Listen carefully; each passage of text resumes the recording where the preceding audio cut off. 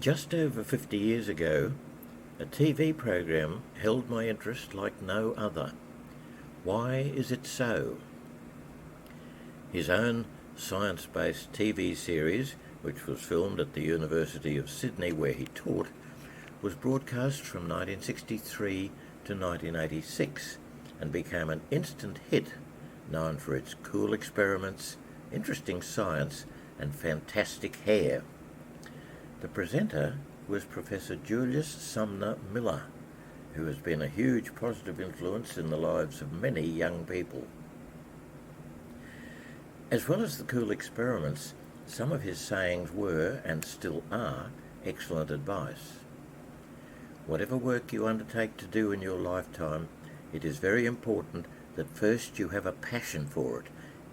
Get excited about it. And second, that you have fun with it. That's important. Otherwise, you see, your work becomes nothing but an idle chore. Then you hate the life you live.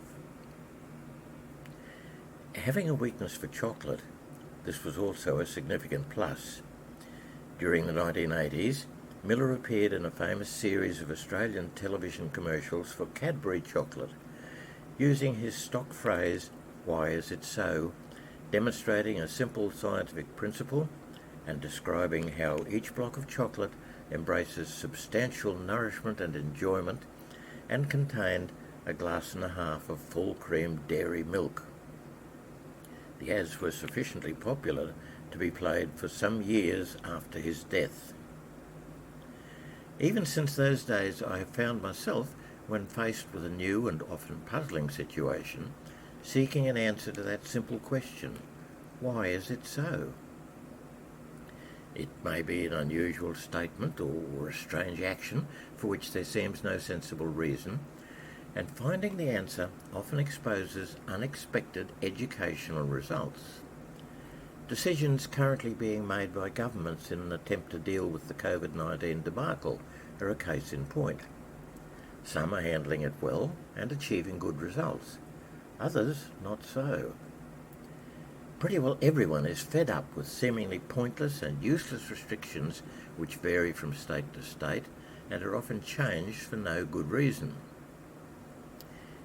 The wearing of masks, condemned in many quarters by experts who say they are not only useless but also detrimental to health, yet their use is mandated by other experts and significant financial penalties involved for non-compliance.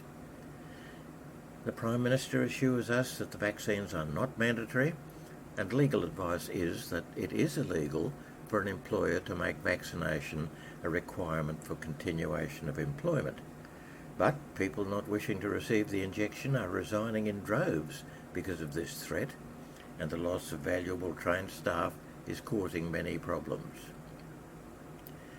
I know that saying that the current economy destroying kerfuffle over an illness in which over 95% of cases is a comparatively minor event is completely unnecessary and is kept happily rolling along due to the efforts of the mainstream media. Such a statement will bring on a howling tsunami of indignant protest.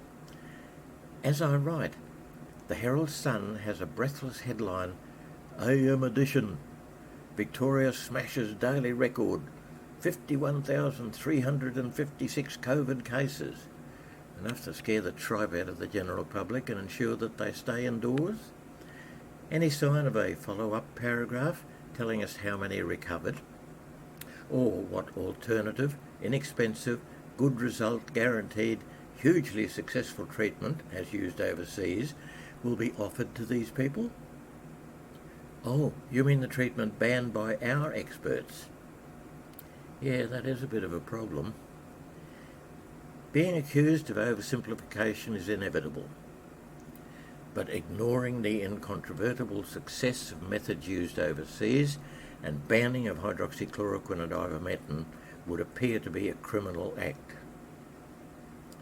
We are continually assured that the vaccines are effective and safe. Neither appears true, as they do not affect being infected or of passing it on, and increasing numbers of adverse effect reports continue to be documented. The number of long-term adverse reports will not be known for months or even years and are expected to be significant.